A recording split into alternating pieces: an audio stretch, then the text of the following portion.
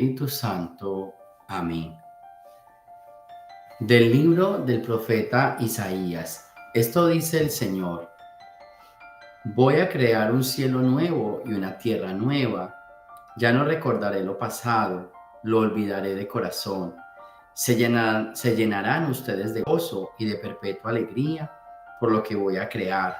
Convertiré a Jerusalén en júbilo y a mi pueblo en alegría. Me alegraré por Jerusalén y me gozaré por mi pueblo. Ya no se oirán en ella gemidos ni llantos. Ya no habrá niños que vivan pocos días, ni viejos que no colmen sus años. Y al que no los alcance se le tendrá por maldito. Construirán casas y vivirán en ellas. Plantarán viñas y comerán sus frutos. Palabra de Dios. Del Santo Evangelio según San Juan. En aquel tiempo Jesús salió de Samaria y se fue a Galilea. Jesús mismo había declarado que a ningún profeta se le honraba en su propia patria. Cuando llegó, los galileos lo recibieron bien, porque habían visto todo lo que él había hecho en Jerusalén durante la fiesta, pues también ellos habían estado allí. Volvió entonces a Caná de Galilea, donde había convertido el agua en vino. Había allí un funcionario real que tenía un hijo enfermo en Cafarnaúm. Al oír que Jesús había venido de Judea a Galilea, fue a verlo y le rogó que fuera a curar a su hijo, que se estaba muriendo. Jesús le dijo: Si no ven ustedes signos y prodigios, no creen. Pero el funcionario del rey insistió: Señor, ven antes de que mi muchachito muera. Jesús le contestó: Vete, tu hijo ya está sano. Aquel hombre creyó en la palabra de Dios y se puso en camino. Cuando iba llegando, sus criados le salieron al encuentro para decirle que su hijo ya estaba sano. Él les preguntó a qué hora había empezado la mejoría. Le contestaron: Ayer a la 1 de la tarde se le quitó la fiebre. El padre reconoció que a esa misma hora Jesús le había dicho: Tu hijo ya está sano, y creyó con todos los de su casa. Este fue la segunda señal milagrosa que hizo Jesús al volver de Judea a Galilea. Palabra del Señor. Bien, hay dos detalles en la liturgia de la palabra de Dios en este día. El primero está en la primera lectura, cuando dice: Ya no recordaré lo pasado. Qué palabra tan bonita. Ya no recordaré lo pasado. Lo olvidaré de corazón. Yo creo que nosotros necesitamos recordar esa frase, donde escuchar de la boca de Dios que nos diga: hey, ya no recordaré el pasado, lo olvidaré de corazón.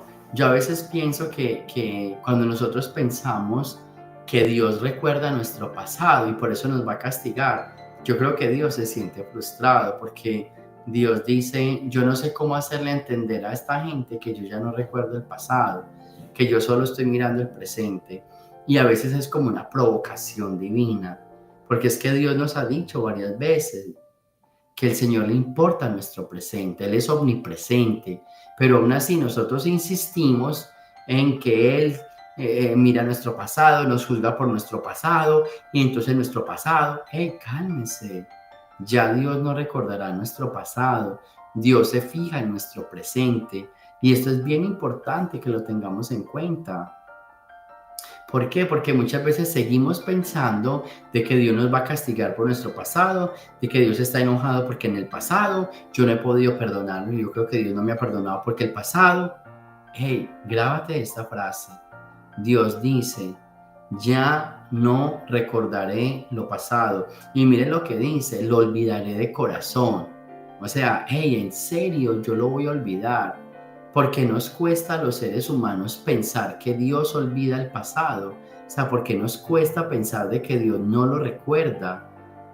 Es que yo a veces me pongo a pensar que los seres humanos somos tan injustos con Dios. Es que somos injustos. Porque miren, yo tengo este ejemplo. Una mamá recuerda el pasado de sus hijos. Yo conozco tantas, bueno, no digamos conozco tantas, yo veo que todas las mamás en su proceso de vida, ellas pasan por momentos difíciles con los hijos, y ellas alguna vez tratan a sus hijos de acuerdo a ese pasado.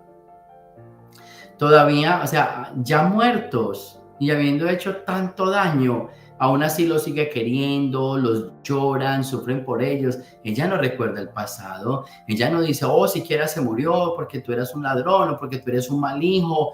Yo no he visto pues que una mamá tenga ese proceso, o que una mamá diga, siquiera fracasó en su matrimonio porque usted me insultaba mucho, porque usted, o sea, esa posición no es de una madre. Entonces, ¿por qué sí queremos ponerle esa posición a Dios? Es que los seres humanos nos creemos tan buenos y pensamos que el malo es Dios.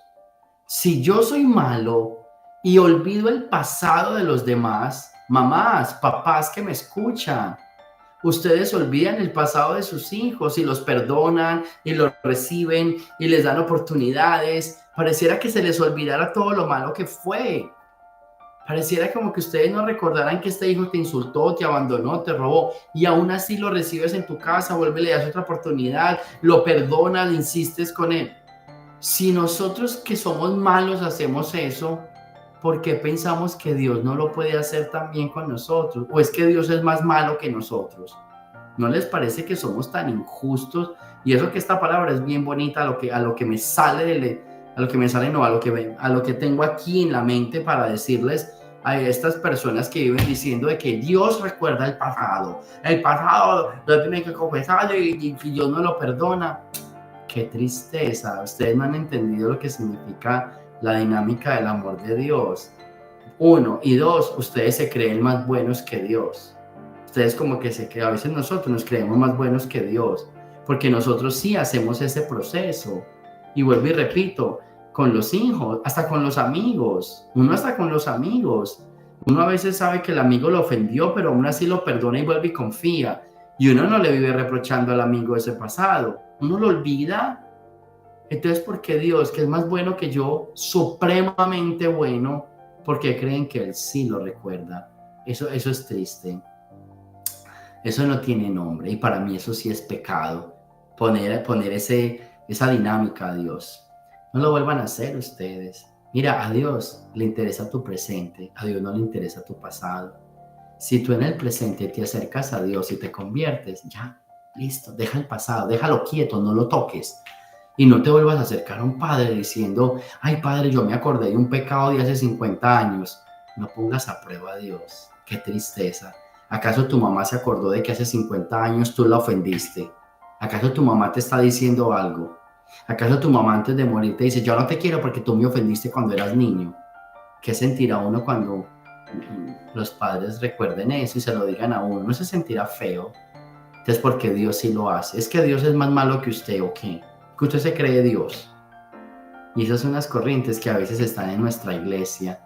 No, yo les quiero decir a todos, y aunque les quede difícil de entender, porque los malos somos nosotros, por eso no lo entendemos. Dios es amor y Dios olvida el pasado del hombre cuando su presente es bueno. No se pongan a llorar por su pasado, trabajen por su presente, porque por estar llorando por su pasado, su presente es peor, está más podrido que su pasado.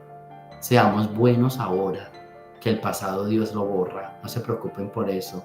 Dios sabe qué hace con el pasado, pero necesita que en el presente seamos buenos, que en el presente seamos distintos. Cojamos y pidámosle a Dios, Señor, yo prometo que voy a empezar a ser mejor a partir de hoy. Te regalo mi pasado, lo que tú quieras hacer con él. Yo no lo voy a recordar y yo sé que tú tampoco. Te lo entrego a ti.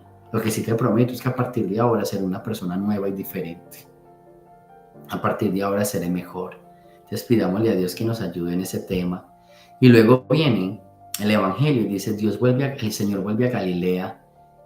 Y vuelve a Galilea donde quizás no creían en Él, pero empezaron a creer.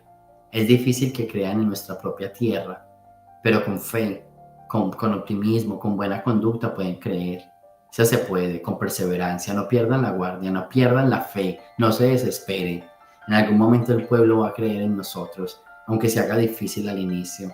Nadie es profeta en su tierra, pero aún así Jesús vuelve a su tierra y ya creían en Él. Hay fe, hay esperanza. Entonces vamos poco a poco. Pero una palabra también bien importante. Este hombre, ¿cierto? El hijo de este soldado, este funcionario real, cree en la palabra de Jesús. No solo cree en Jesús, cree en la palabra de Jesús. Ojo con ese tema que lo hemos hablado muchas veces, el poder de la palabra. Entonces, cree en la palabra de Dios. No solo créale a Dios, créale a la palabra de Dios. A muchos cristianos nos hace falta creer en la palabra de Dios. Creemos en Dios, sí, pero quién sabe si creemos en la palabra de Dios. Así que pidámosle a Dios, todavía en estos momentos de Cuaresma, que tengamos un cambio profundo en nuestro presente, que nos importe más nuestro presente, el ser mejores, el ser buenos, el ser honestos, y que el pasado se lo dejamos a Él y que Él de corazón lo va a perdonar y lo va a borrar. Y lo otro, que creamos no solo en Él, sino en su palabra, porque la palabra también viene de Dios y tiene fuerza y tiene vida en Dios. Entonces, creámosle a Dios y creámosle a la palabra de Dios. Gloria al Padre, al Hijo y al Espíritu Santo, como era en el principio, ahora y siempre, por los siglos de los siglos. Amén. El Señor esté con ustedes y la bendición de Dios Todopoderoso, Padre, Hijo y Espíritu Santo, descienda sobre ustedes y me los acompañe siempre. Jesús, María y José.